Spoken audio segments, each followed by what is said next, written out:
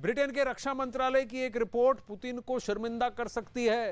रूस की सेना के बारे में इस रिपोर्ट में काफी बातों का जिक्र किया गया है जो पुतिन के कॉन्फिडेंस को भी हिला सकती है। इस रिपोर्ट में बताया गया है कि यूक्रेन में रूस के सैनिकों की इतनी ज्यादा जानें क्यों जा रही है।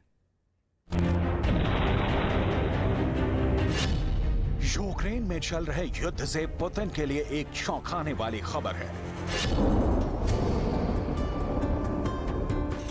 यूक्रेन में चल रहे युद्ध में पुतिन को इतनी बेइज्जती पहले कभी नहीं सहनी पड़ी।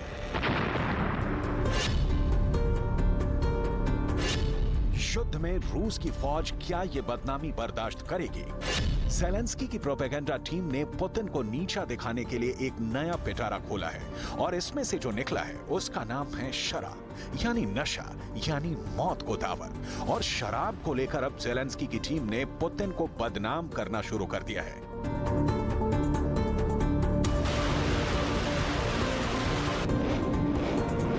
ब्रिटेन के रक्षा मंत्रालय ने बहुत बड़ा दावा किया है।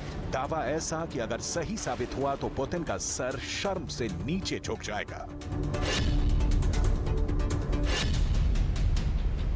दावा यह है कि पुतिन के जितने भी फौजी यूक्रेन के युद्ध में मारे गए हैं उसकी वजह शराब है। पुतिन की ज्यादातर सेना शराब के नशे में धुत रहती है। ना उनमें अनुशासन है, ना वो युद्ध लड़ने के काबिल हैं। वो अपने दुश्मन यानी यूक्रेन को ठीक से टारगेट तक नहीं कर पा रहे क्योंकि रूस की फौज शराब की आदी हो चुकी है।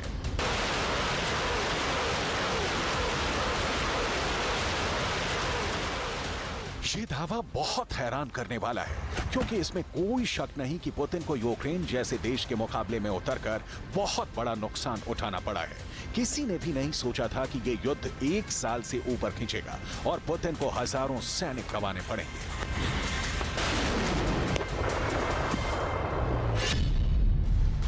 यूक्रेन के रक्षा मंत्रालय के मुताबिक रूस के 1,78,000 से ज्यादा सैनिक इस युद्ध में मारे जा चुके हैं। ये युद्ध का बड़ा दांव है जिसकी स्वतंत्र स्रोत भी पुष्टि नहीं कर रहे। लेकिन अगर ये सच है तो ये आंकड़ा द्वितीय विश्व युद्ध के बाद रूस का सबसे बड़ा नुकसान है।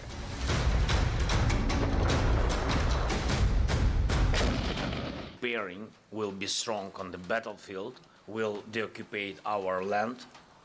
And it's so difficult to say how it will be and when it will be. I can't give you very concrete things because we don't want to give any possibility for terrorists from Russia Federation to prepare for our deoccupation methods and steps. But we will do it, and they have to know it that we will do it, and they have time to go away or we will kill them.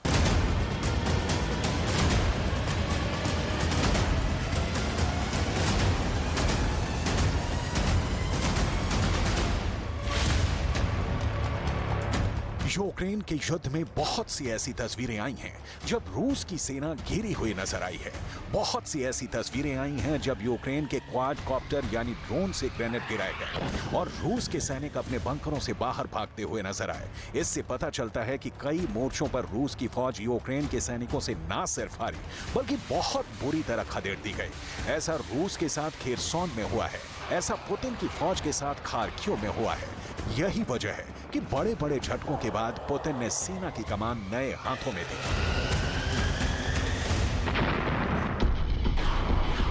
Ukraine में चल रहे युद्ध में बड़ी तबाही देखने को मिली है। ज़ैपोरिज़िया से लेकर डॉनबास के बड़े बड़े इलाकों में पुतिन ने उन मोर्चों पर बड़ी बमबारी की है जहां यूक्रेन की फौज डटी हुई है।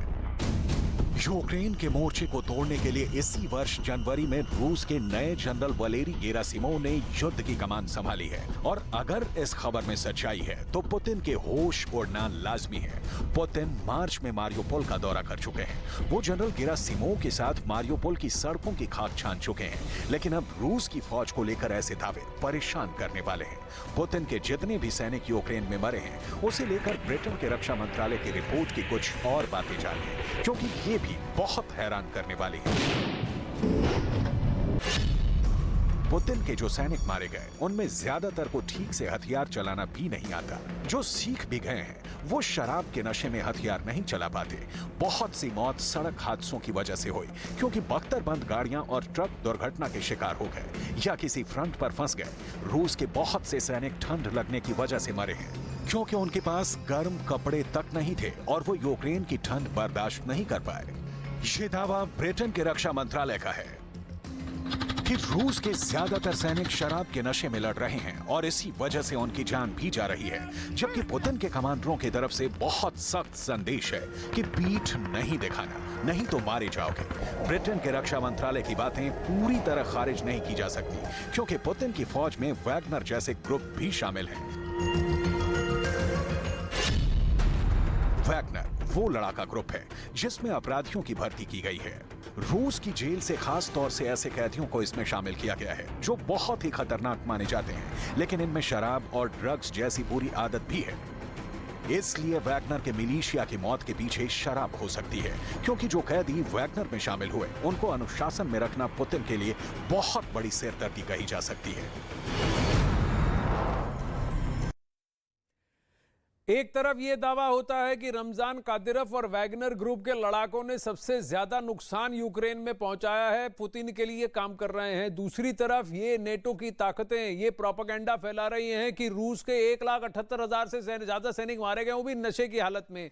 ठंड भी रूस में यूक्रेन से ज्यादा पड़ती है। रूसी सेना का जो कहना है वो एक अलग पॉइंट ऑफ व्यू है। इस युद्ध में प्रोपेगेंडा साइऑप जरूर चलेगा, तो इसीलिए दोनों तरफ के और दोनों खेमों के जो भी आए वो तड़का लगा कर ही आता है। हमको उसको समझने की आवश्यकता है। ब्रिटेन के रक्षा मंत्रालय की रिपोर्ट की बात करते हैं। उनके रिपोर्ट में दावा किया गया है कि नए हथियार और टेक्नोलॉजी के बावजूद रूस की फौज टारगेट पर सही निशाना नहीं लगा पा रही है, जिसकी वजह से रूस की सेना की शराब की लत और गैर जिम्मेदार रवैया है, ये उनकी रिपोर्ट में कहा गया है। देखिए डिटेल्स।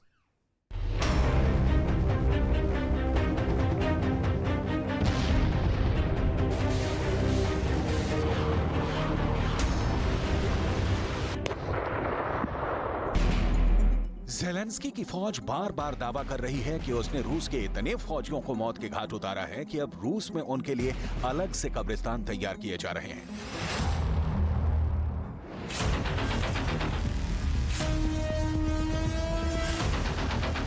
ब्रिटेन के डेली मेल अखबार में रूस के क्रास्नोदार इलाके का एक कब्रिस्तान की तस्वीर छपी है।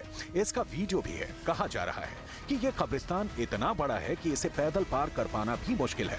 बताया जा रहा है कि यह कब्रिस्तान उन भाड़े के सैनिकों का है जो रूस के लिए लड़ने के लिए यूक्रेन आए थे और वहां से वो नहीं, उनकी लाशें ट्रकों में भरकर रूस वापस लाई गईं। इस कब्रिस्तान का वीडियो पुतिन के पास भी गया है और कोई शक नहीं कि इन तस्वीरों को देखकर वो भी हैरान हैं।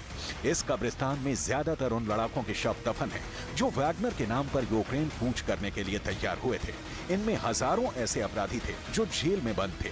कहा जा रहा है कि पुतिन ने उन्हें चारे की तरह इस्तेमाल किया और फिर मरने के लिए छोड़ दिया। कई कब्र ऐसी हैं जो लावारिस हैं, जिनके बारे में कोई जानकारी तक नहीं। यूक्रेन के रक्षा मंत्रालय का दावा है कि वो रोज रूस के करीब 500 सैनिकों को मौत के घाट उतार रहा है और आंकड़ा अब 1,78,000 को पार कर चुका है। अब तक वो रूस के 3,600 से ज्यादा टैंक तबाह कर चुका है और रूस के 300 से ज्यादा फाइटर जेट गिराए जा चुके हैं।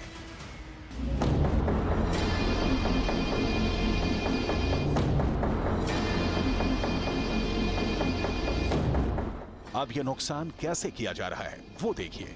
ज़ेलेंस्की की फौज के पास हथियार कम है, लेकिन वो किसी तरह पुराने हेलीकॉप्टरों का भी इस्तेमाल करके रूस को चुनौती दे रहे हैं। ये सोवियत दौर का Mi-24 अटैक हेलीकॉप्टर है और ये नीचे उड़ते हुए रूस के उन मोर्चों पर बमबारी कर रहा है जहां रूस के पास एयर डिफेंस मजबूत नहीं है। ये 40 साल पुराना हेलीकॉप्टर है। इसे उड़ाने वाले पायलट्स की उम्र भी इससे कम है।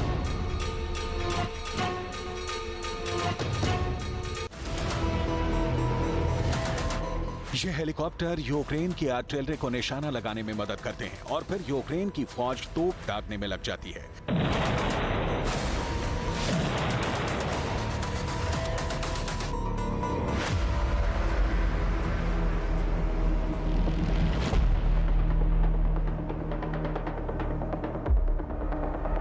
अब जेलेंस्की कई फ्रंट पर M777 तोप तैनात कर चुके हैं, जो 40 किलोमीटर की रेंज तक गोले बरसाती है। इस तोप से जेलेंस्की को बहुत फायदा हुआ है, लेकिन ज्यादा नंबर ना होने की वजह से कई मोर्चों पर जेलेंस्की को मुंह की खानी पड़ी है, जैसे बखमूत का मोर्चा। बखमूत में रूस के तोपों ने यूक्रेन का बहुत बड़ा नुकसान किया है, जिसकी वजह कई मोर्चों को छोड़कर भागी भी है।